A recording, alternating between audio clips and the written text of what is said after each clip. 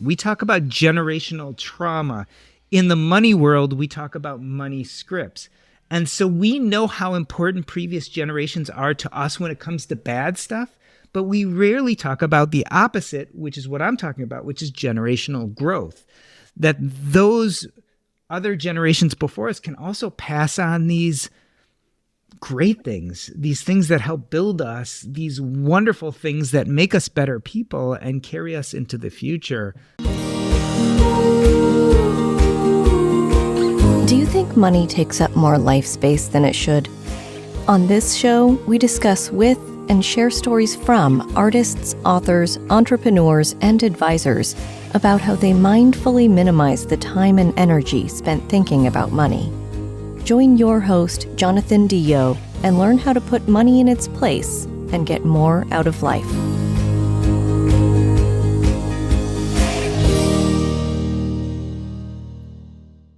Hey, welcome back. On this episode of the Mindful Money Podcast, I'm chatting with Dr. Jordan Grumet. Jordan was born in Evanston, Illinois in 1973. You put that in your bio. I'm definitely going to use it to age everybody. The unexpected loss of his father, who was an oncologist, ignited in him the desire to practice medicine. And it also gave him a unique vantage point to merge and meld with financial expertise. So presently, he serves as the Associate Medical Director of Unity Hospice. And he unveiled his thoughts on medicine and personal finance through blogging, specifically on the financial independence and the wellness space. His passion for personal finance culminated in the launch of the Earn and Invest podcast in 2018. And for the next 3 years, he won the Plutus Award and nominations for the best personal finance podcast 2 years in a row. I interviewed Jordan in 2022 for his first book. Second book is published, The Purpose Code by Harriman House, January of 2025. I'm super excited to chat with him today about the coming book. I hope and expect that Jordan's thoughts are going to resonate with a lot of our audience and anyone seeking a balanced, meaningful life. Jordan, welcome back to the Mindful Money Podcast. Thank you so much for having me. I'm excited for the conversation. So first, remind us where you call home. So I live in Evanston, Illinois. It's right by Northwestern, right on Lake Michigan. It's actually a really wonderful place to live, except in the winter.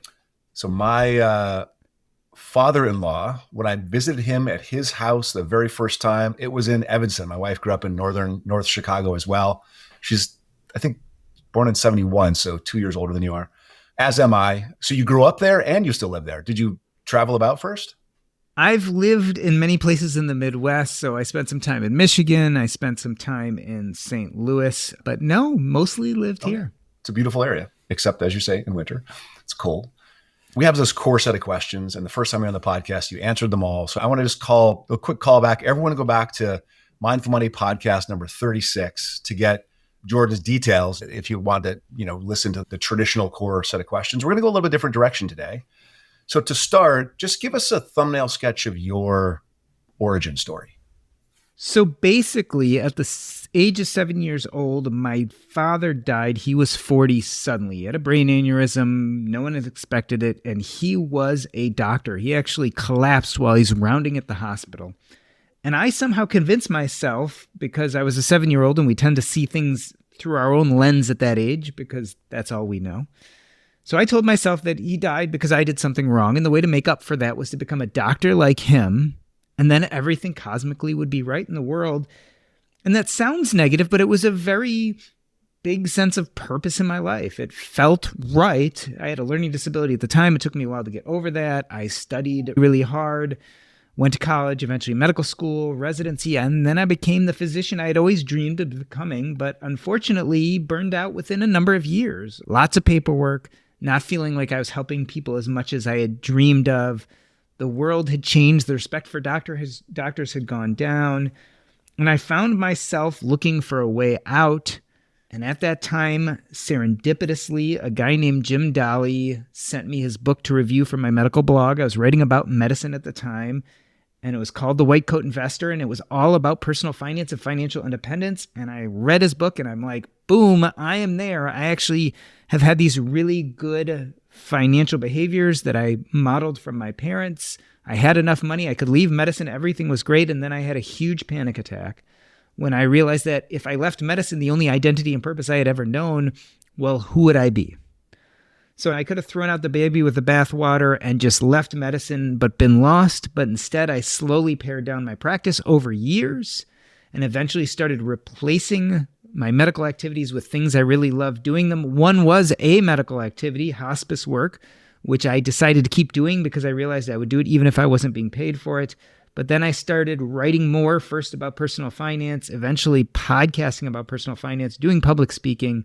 And one of the things that I really realized is that my people I was having on my podcast to talk about personal finance were really good. These, masters at business, these financial independence people, these amazing entrepreneurs, these authors were really great at telling me how to make money and how to organize my finances. But a lot of them couldn't tell me what enough looks like or why they were doing it or what a good life looked like outside of the money.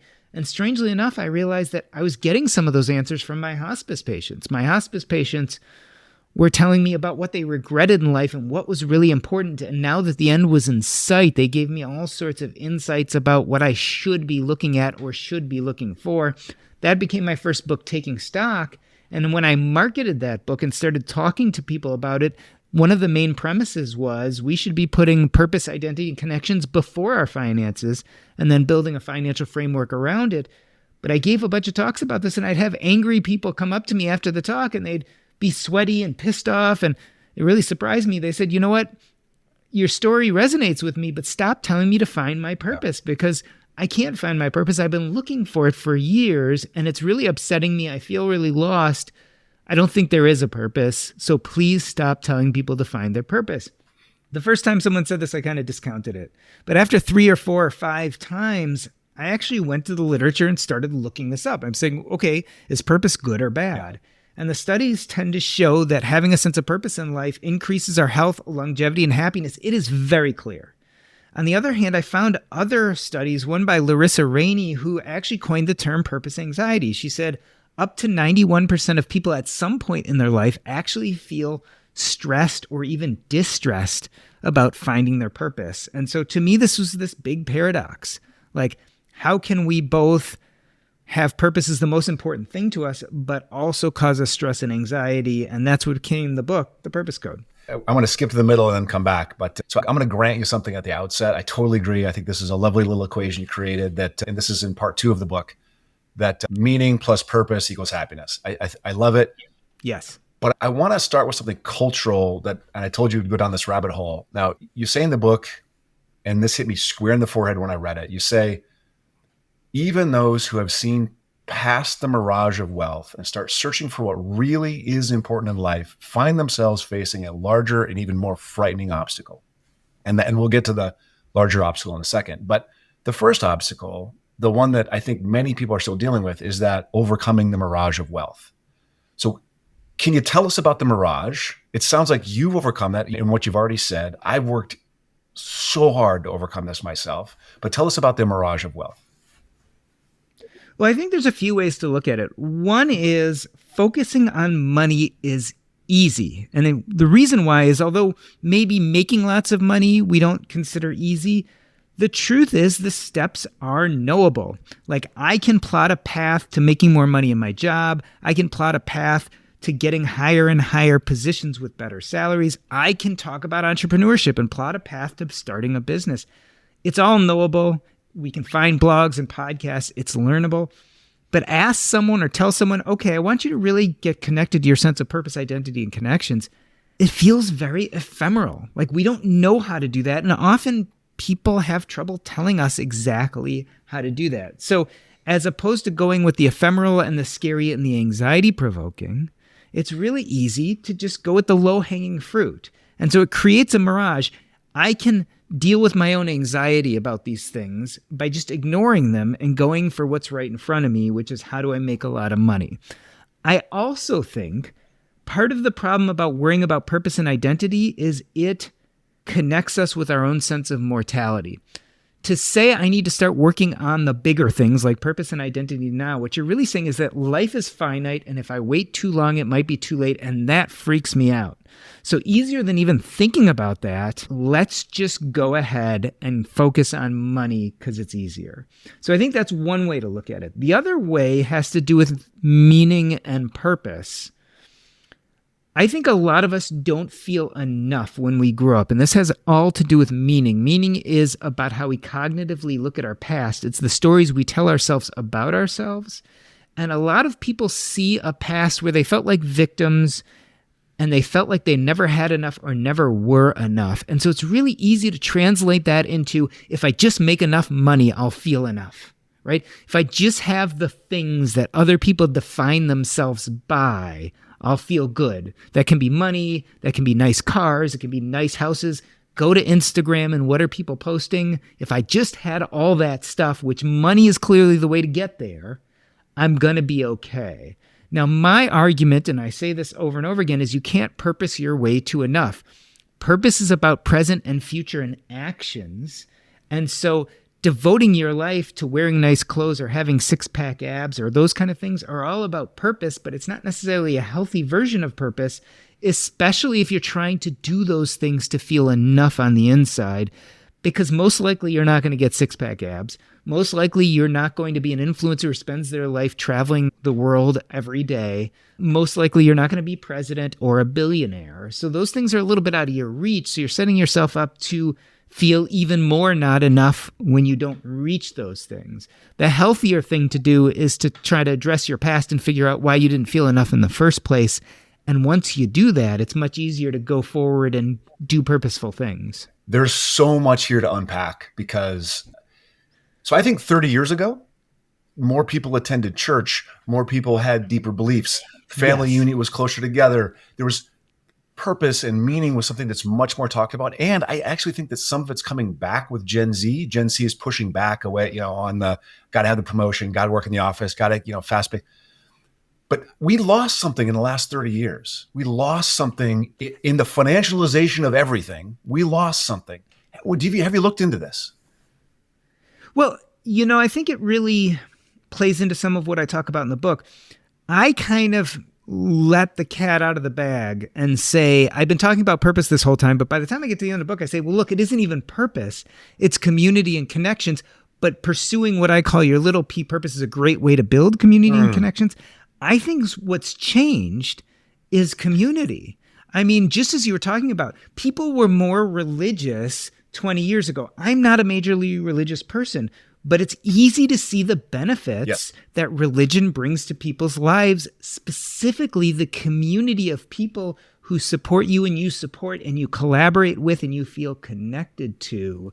We partially have a crisis of happiness. We call it a purpose crisis, but in a lot of ways it's a community and connections crisis. And of course, social media and the financialization of our lives have pushed us away from connecting to people and have pushed us towards standing out, right? You need the six-pack abs because that's going to make you better than everyone else. You need the really nice clothes. You need the high-paying job.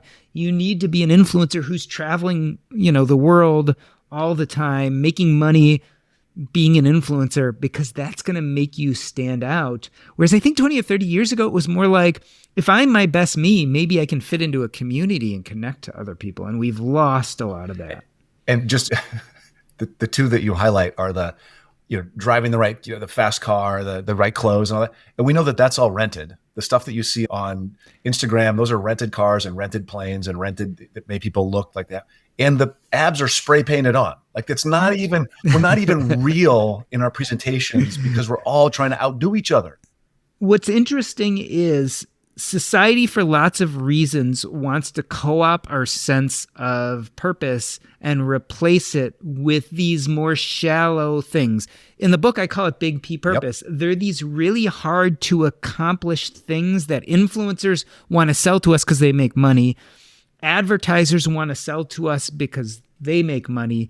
And a lot of times society wants to sell it to us, because it's what we think we're supposed to be doing. And because of that, we tend to isolate. These are very scarcity-oriented versions of purpose, right?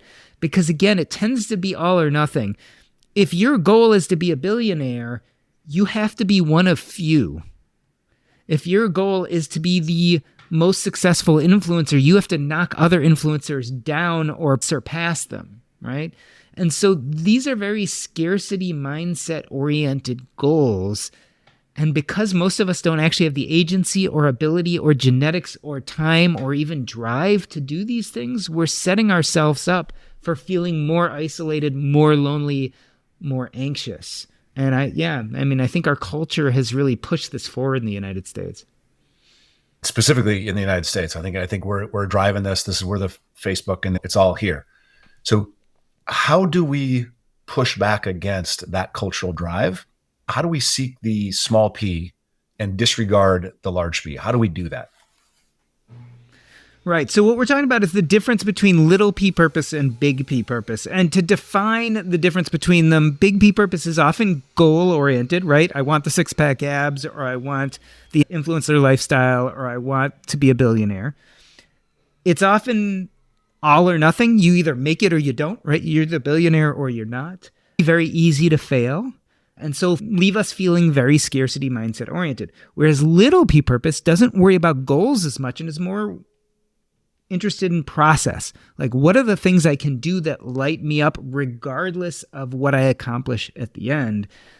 This is very abundance mindset oriented because there could be a million things that I like to do. It's not all or nothing. It's all or all. I do it and I like it, so I keep doing it, or I don't like what I'm doing, and so I move on to the next thing. So it's really hard to fail. And so the question you're saying is, how do we not fall prey to the big P purpose?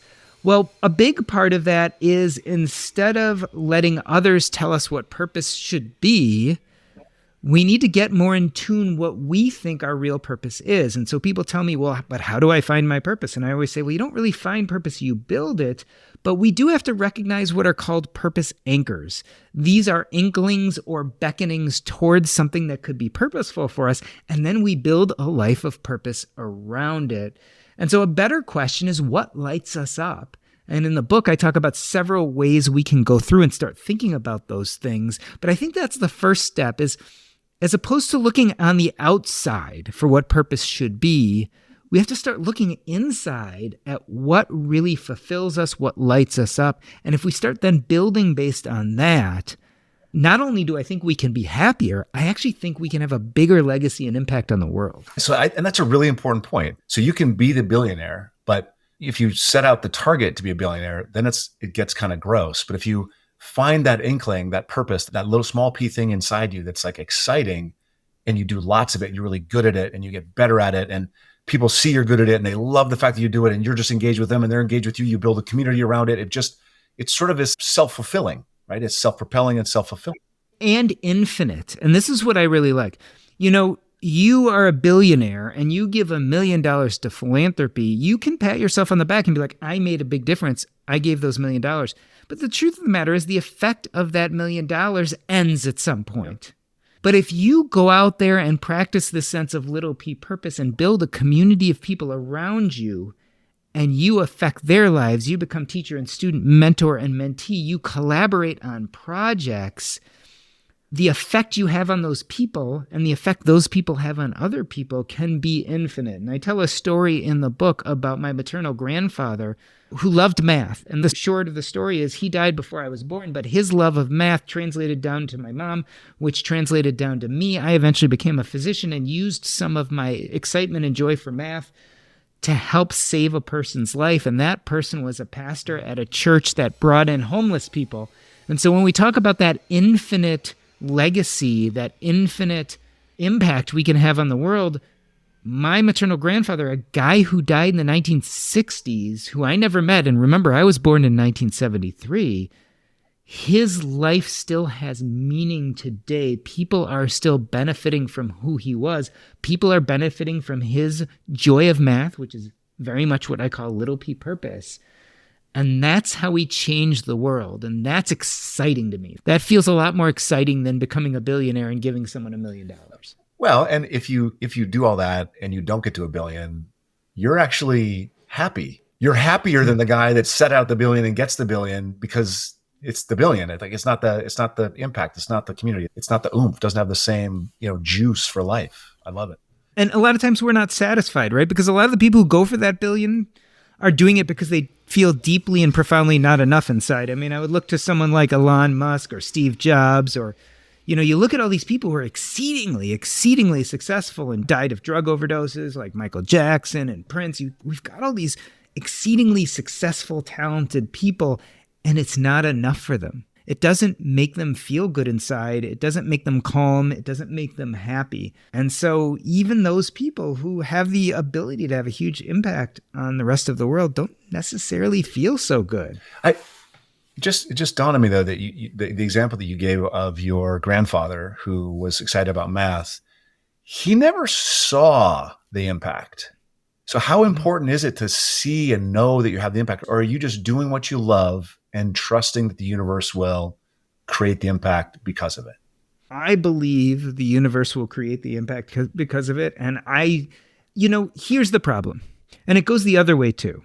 So another story I tell in the book is about an antique store owner who ended up meaning a lot in my life because he was an antique store owner, but he started selling baseball cards because it felt very purposeful to him. He created a community of young kids, nerdy kids like me who didn't have any friends. And the impact of that community changed my life. And he died many, many, many years ago. But the impact his life had on me was huge. Why am I bringing this up? Well, I collected baseball cards and I loved Mickey Mantle baseball cards. I wanted to have as many as possible. But I think about the impact this guy who ran the antique store had on me was huge. The impact Mickey Mantle had on me was zero. Like, besides liking his baseball cards, he didn't help me in any way, shape, or form. Now, there are many, many people out there who looked up to Mickey Mantle and, in fact, developed a sense of big P purpose based on him wanting to be a baseball player just like him, wanted to be as successful as him, and they never made it, right? They basically failed and found themselves having purpose anxiety or disappointed because they couldn't be like this great man. So here's the thing. I think sometimes when you are all these things that are big P purpose, the likelihood is you can impact people in a bad way just as well as in a good way. And so interestingly enough, even if you don't know the effects, I think sometimes little P purpose actually has a more positive effect and less negative effects long term. I guess I'm trying to, and this is just me, I'm from the West. I'm a goal-oriented kind of person. And I'm sort of approaching the area or the time of my career when I'm thinking about things like legacy impact. And I've read 2 or 3 books in the last like 3 months about no one's going to remember you 100 years after you're gone. No one. And that hits me. So the story you tell about your grandfather who, probably wasn't setting out to be remembered. He just loved the thing and he is remembered. And there's something to that. I don't have time to develop it, but it's like, there's something there that's really, really important. He just did what he loved. Changed the world. Here's the funny thing. I gave a talk based on this book the other day. And at the end of the talk, I said, oh, by the way, my grandfather's name is Morris Adler.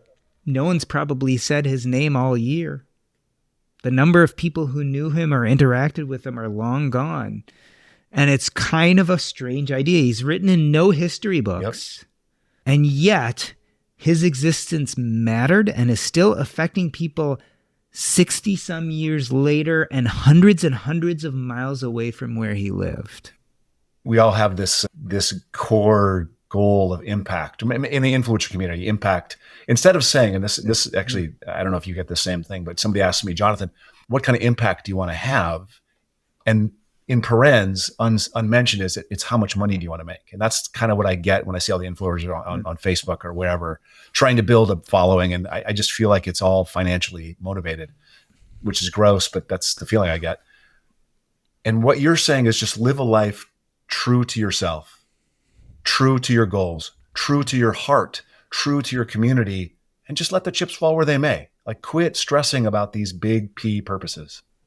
Listen, if we think about it, we always talk about the opposite. We talk about generational trauma. In the money world, we talk about money scripts. And so we know how important previous generations are to us when it comes to bad stuff. But we rarely talk about the opposite, which is what I'm talking about, which is generational growth. That those other generations before us can also pass on these great things, these things that help build us, these wonderful things that make us better people and carry us into the future. We don't talk about that often. But if we give our past generations credit for the trauma, we should also give them credit for the growth. And we should aspire to pass that growth on. I mean, the best way to break generational trauma is to recognize it and replace it with generational growth, right? Instead of having, for instance, again, back to the financial world, instead of having anxiety and stress about money, it's recognizing what was handed to you from your childhood experiences and from your forebears' experiences and breaking that cycle and then creating a new, better model for the generations that come after you. Do you think this idea that we're focused so much on the trauma today, I think you're right. I think we focus a lot on the trauma more today than we did 10 years ago or 20 years ago or 30. Where do you think that comes from? Like, why is it? It's almost competitive. Like, my trauma is bigger than your trauma. Do you get that? Yes. And here's the funny thing. In my experience, all trauma is equivalent in the sense that you can only experience your trauma. And so it doesn't matter where it falls on the severity scale. So I've known people who've had horrendous childhoods where family members died, where they were beaten or hurt or put in jail, horrible things, right?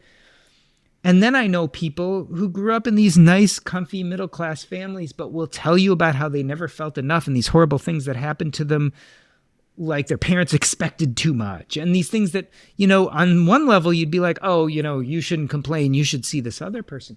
But what I've actually learned is we only know our own experiences. So our trauma is just as real, no matter how severe it is, based on some objective severity scale.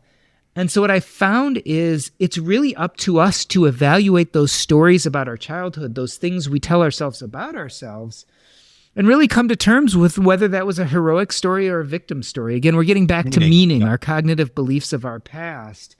And so we all have trauma. We either have generational trauma or lived trauma, or sometimes both. And that lived trauma, you can call it if you want. So to use my terminology, you can call it big T trauma if you want, which is kind of like I saw someone get killed right in front of my face.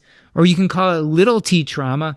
The kids made fun of me because I got a B, so after that I got A's and everything else. It doesn't matter what you call it, but the point is that trauma is just as real for each one of us, regardless of how severe it is. So I want to simplify it here a little bit. So given all the noise and sort of your deep familiarity with purpose creation, how is it done? And I know it's not created, it's built. I know that. Or discovered. What'd you say? I said it's not found, it's created or built. Right. So you were right. So what is one thing that I can do today that's going to help me discover, create, engage my purpose? So first and foremost, we need to start being aware of these purpose anchors. So I talk about this in the book. There are 4 or 5 easy ways to start thinking about purpose anchors. I talk about the life review. I talk about the art of subtraction. I talk about going back to childhood, the things you loved. We talked about the spaghetti method. So these are all different ways of basically identifying purpose anchors. Once you have the anchor, it's all a matter of building a life of purpose around it. I call that the climb in my book, but basically it's taking an anchor and thinking, okay, that's something that's important to me. What are the abundant ways in which I can start building on that anchor that I enjoy the process of doing? So, for example, I loved baseball cards when I was young. I actually don't have time for it right now, but if I was looking to build more purpose in my life, I know immediately I loved baseball cards. I loved collecting them. I loved talking about them. I loved looking at old pictures of sports. So if I was really hankering for, boy, I don't feel like I have enough purpose in my life, I could start going to baseball card conventions. I could look for more antique stores like the one I went to as a kid. I could start collecting photos of old baseball players. I could start a blog on baseball cards. I could start reading blogs on baseball cards. I could start a podcast. I could go out and play baseball. I could coach a little league team. I mean, the amount of things is just so huge. Once you understand what the anchor is, then it's just a matter of what sounds more exciting or less exciting to me, and then having the courage to follow through, right? Taking action. Take one of those 5 anchors and just develop it. So I think what you meant is one of those techniques for discovering your purpose anchor. Yeah. Okay. So what I did with the baseball cards is that was a joy of childhood. So one of those ways is to look at what excited you as a kid that you no longer do. I often tell people, like, in your mind, revisit your childhood room. What were the posters? What were the trophies?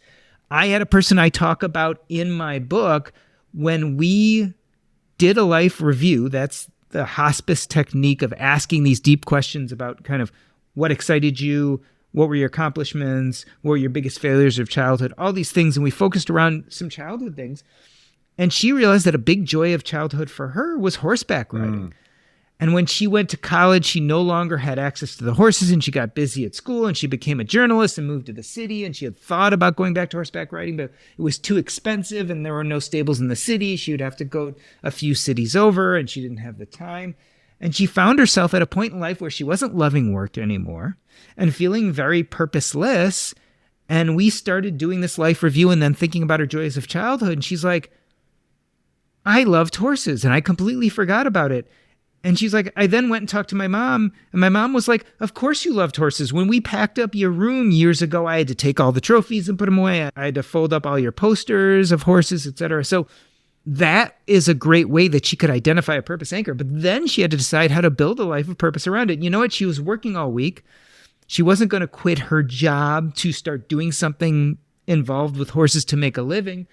But she started visiting a local stable and started taking, riding lessons again and those kind of things. And she was a writer and was in journalism. So she could have started thinking about, well, I like journalism and I don't like my job. I wonder if there's an equestrian magazine I could write for. And so these are all ways of starting to take that anchor and then expanding and saying, well, how do I then start a climb or build activity around that sense of purpose that is fulfilling? And the rules are easy, right?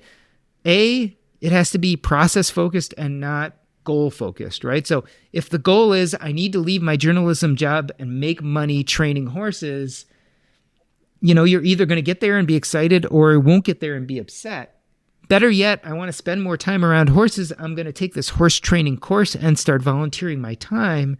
And if I happen to make some money at it, great. But if I don't, I'm still really enjoying the process of doing this. I'm growing and I'm learning. And so, process oriented, not goal oriented. Something you can't really fail, something that feels abundant, that lights you up, and something that you can ditch tomorrow if it's not filling you up and build a different version of a climb around either the same purpose anchor or a different one. What is just the flip side of that is we all are deep into our habits. So what's something that we might be doing that's keeping us from engaging that purpose or keeping us from creating that purpose? I think often what we do that keeps us from engaging that purpose is we co-opt other people's version of purpose and then try to pursue it. And again, this gets back to the social media game. My best friend from high school has this job as an agent for the stars. I should go do that. And then they start looking into that and they realize, as you were saying, that it's going to be a lot of work. Maybe they're going to need money to start a new educational process, or they start doing what they need to do. Like maybe they find someone who does that and spends some days in the office with them and realize they don't like it. And so they love the idea of what it could bring to them and the flashiness and what it looks like on social media, but it doesn't actually fill them up. So the biggest mistake we make is let other people define what purpose should look like for us and then try to take on their sense of purpose instead of really creating our own around things that light us up. So I'm just curious, social media has come up like 4 or 5 times. What are your social media habits? How do you sort of hold that at bay? So for me, it's pretty easy because I don't really use social media for anything but my businesses, right? So I put up things that have to do with my podcast. I put up blog posts and things like that because I want to share them, but I don't really use it to see what other people are doing. I don't really use it in search of purpose. I don't personally use it much for social. I use it really as a business tool. There are ways of dealing with that. I just had Fritz Gilbert from the Retirement Manifesto on my podcast, and we talked about the dopamine cartel, right? This idea that social media actually causes these quick dopamine hits that get us addicted and make us feel bad in the end. And so he talked about this process of binding, right? And so there's different types of binding you can do, like time binding, like I will do social media, but I will limit it to 1 hour a day. Or there's other types of binding where you're like, I will do social media, but I'm going to take the app off my phone. So to do it, I'm going to have to go to my computer. Yep. Or I'm going to take a 1 month sabbatical from social media, right? So these different versions of binding that help us get off of that dopamine train. It's that quick hit addiction that generally leaves us more unhappy than happy. And so I think those are some techniques people can use. Yeah, for sure. And I highly advise all of them. Just as much as you can limit it, that's great. I find myself in the YouTube hole, like, video. Thankfully, mine's comedy, so I'm just laughing, which is usually healthy. Which is a good thing. It's a good thing. It's a good thing. So Jordan, just a couple more sort of personal elements. I don't know if you remember this from the last time. What was the last thing you changed your mind about? Wow, what was the last thing I changed my mind about? Something very significant that sticks out is the older I get, the more I realize how important financial advice is. So I started in the Financial Independence Retire Early movement, and a lot of that was DIY, do it all yourself. All advisors are doing is taking money from you. And that was something even maybe to a year or two ago, I still was holding on to, not as strongly because I knew so many good advisors and I had seen what they had done for other people. And I kind of reasoned, well, other people don't have the strength to not sell at the wrong time, so an advisor can fix that problem. It makes a lot of sense.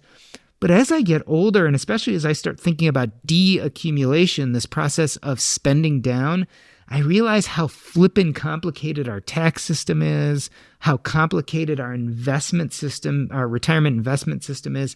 And I realize that having good advice behind you can make your life easier, can probably save you lots of money, and is probably just the wisest use of your time and energy and your cash on some level. And so that's a big enduring change I think that's happened over the last few years, is I realized DIY sounds great, and for a lot of people it brings them joy, but I think that pressure to do everything yourself is unnecessary, and other people who are experts, if you curate a good group of experts around you, it can really make a huge difference in your life. So I actually think that two things have happened there. Your stuff has probably got a little more complex, so it's more valuable and you're getting closer to accumulation. That makes sense. Also, I think the whole space has changed.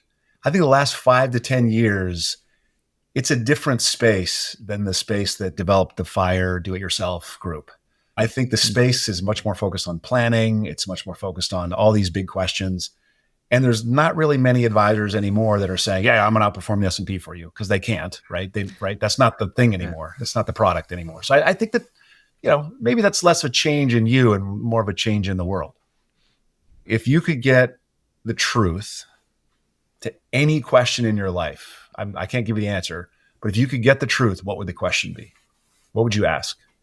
I would love to know if there's such thing as living the best moral and ethical life. Like, I'd like to know if above and beyond what religion tells us or what society tells us, if there's a true right way to be. Like, I've found peace in finding my version, but I'd love to know if there really is a right, if there really is a right way to be, if there really is an ethical, if there really is, if these are just mores that we've placed on ourselves because we live in societies, or is there really a way to be correct in the universe, to be a good steward of the little time we're here?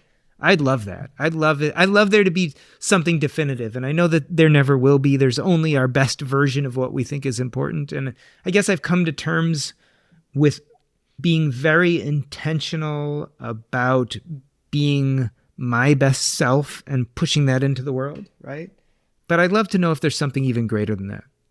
If there is a right, if there is a path, if there is a true, Yeah. I want the same answer. I don't think we're going to get it. Because I'm devoted to the idea that if I knew what that was, I'd probably pursue it. For sure. I'm sure that you would. I think you win, I think that's the deepest answer I've gotten on that question ever. So incredible. Tell everyone how they can connect with you. So the easiest way is to go to jordangrumet.com. That's JORDANGRUMET.com. There you will see links to both of my books, as well as the other places I create content, the Earn and Invest podcast. There is a personal finance blog and a Substack called The Purpose Code, which mimics the book and talks about a lot of things that are there. So that's the easiest way to find me. And I would ask everyone to go buy Jordan's books, both of them, and then look forward to his next one. Well, not the next one. The next one's a medical one. That may not be the right one, but keep in tune. He's writing more. Jordan, thanks so much for coming on. It's literally always a pleasure to speak to you, man. Thank you for the great conversation. Thanks for listening. Full show notes for each episode, which includes a summary, key takeaways, quotes, and any resources mentioned, are available at mindful.money. Be sure to follow and subscribe wherever you listen to your favorite podcasts. And if you're enjoying the content and getting value from these episodes, please leave us a rating and review at ratethispodcast.com/mindfulmoney. We'll be sure to read those out on future episodes.